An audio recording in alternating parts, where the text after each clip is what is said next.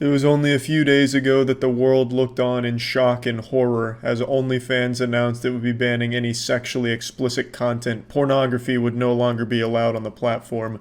With tears in our eyes and a soft cock in our hands, we knew it was time to move on. And move on, most people did. Thousands and thousands of people abandoned OnlyFans after the announcement of the pornography ban. And I think it was 5,000 new applications per hour were being submitted to competitors' websites like Fansly and shit like that. OnlyFans did the unthinkable. They put a shotgun in their ass and pulled the trigger. They committed suicide on the big stage. I think this will go down as one of the dumbest decisions any company has ever made in the history of shitty company decisions. OnlyFans will be talked about in the same sentence as Blockbuster and Tumblr. It was the most predictable outcome ever. If you ban the only thing people go to your site for, you're obviously not going to have those people go to your platform anymore.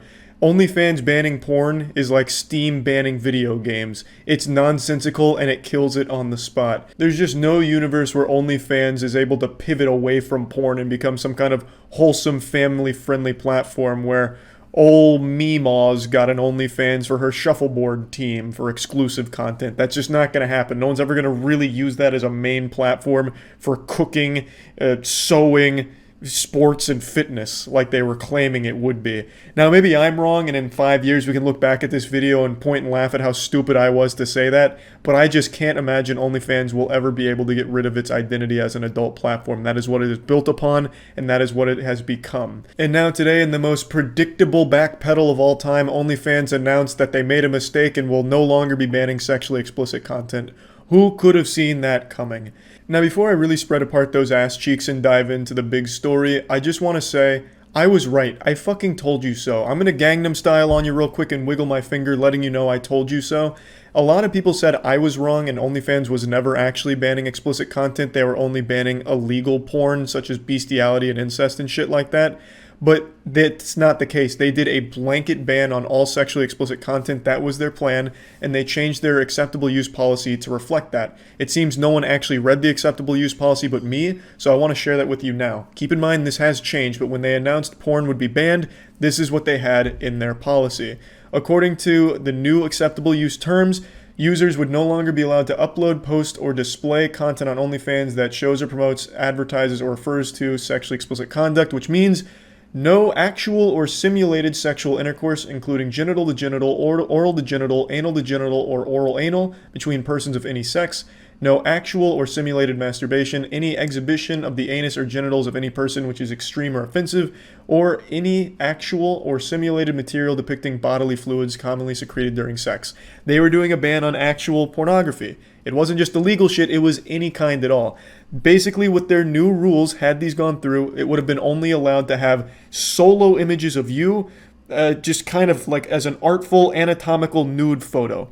That's about it. Like, let's say you were the Mona Lisa and your titties were out, that's fine. As long as those titties weren't honking milkers with a little bit of sweat on them or something, because that would fall under the bodily fluids and that would be banned. Or at the very least, it was vague enough that it would fall into that category. Same with depictions of the genitals that's extreme or offensive. Like, how do you even enforce that? The lines between the extreme and offensive would constantly be being blurred. Obviously, you'd have your outliers. Like, if 2 Girls, 1 Cup was on OnlyFans, that'd probably fall into the extreme category. But, like, if I just have a picture of my nutsack, I mean, that's kind of casual and playful, right?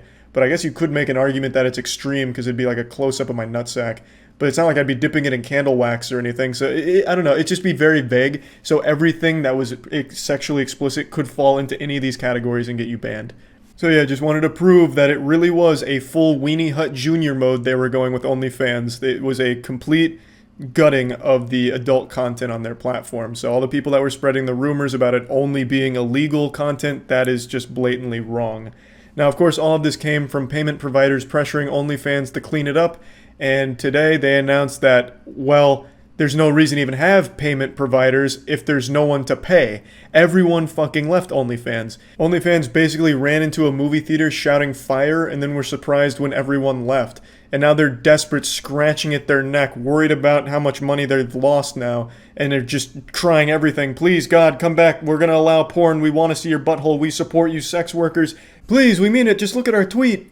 I love that this tweet starts with "Thank you to everyone for making your voices heard." It almost makes it sound like they didn't expect this to happen. Like if someone's boss just walks in and fires the entire office, I think they would expect most of the office workers to be upset. If I go and slash a guy's tires, I would think he'd be mad at me. I don't know what the fuck OnlyFans expected here. We have secured assurances necessary to support our diverse creator community and have suspended the planned October 1st policy change. That was the porn ban. OnlyFans stands for inclusion, and we will continue to provide a home for all creators. That's a broken household right there. That's an abusive home right there. That's the kind of home you go to and dad comes home drunk and starts beating you up for your lunch money and then kicks you out. That is not a home I think many people want to be in anymore.